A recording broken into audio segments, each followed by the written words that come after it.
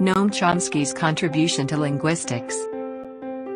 Linguistics was primarily a descriptive field focused on cataloging languages and their features, with dominant movements like structuralism and behaviorism.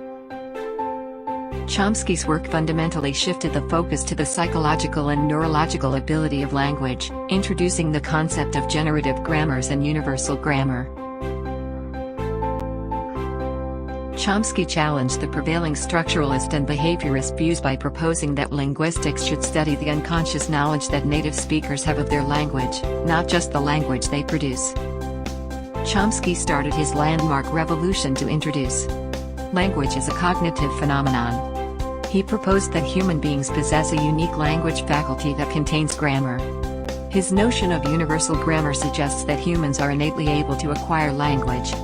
It is the theory proposing the ability to learn grammar is hardwired in the human mind.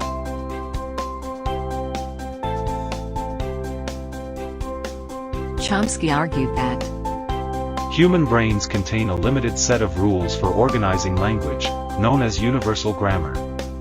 It is a biological evolutionary trait.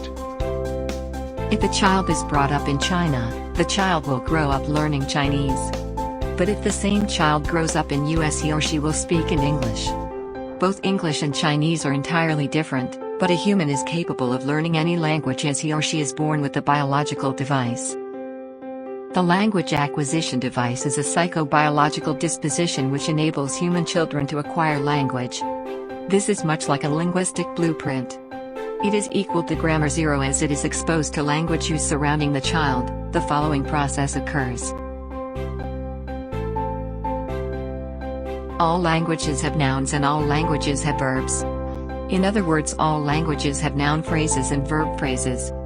Therefore, this is a universal property of all languages. Chomsky argues that the structural grammars such as IC analysis and PS grammars were not generative. They never recognized the competence of the speaker to produce an infinite number of utterances from a finite set of rules.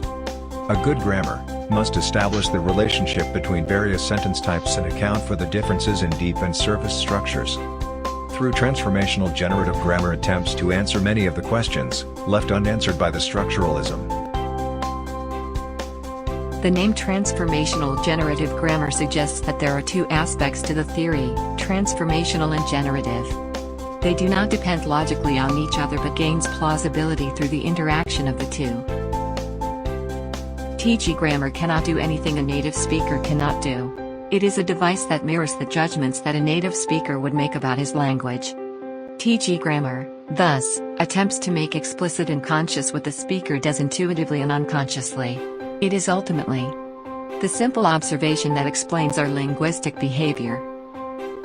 Transformation includes the following: rearrangement of elements, addition of elements, deletion of elements, and substitution of elements. In rearrangement of elements, a statement is transformed to a question. In addition of elements, the negative element not is added.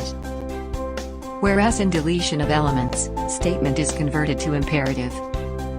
And then in substitution of elements, myself is substituted for I. Chomsky spotlights on the two structures, the deep structure and surface structure.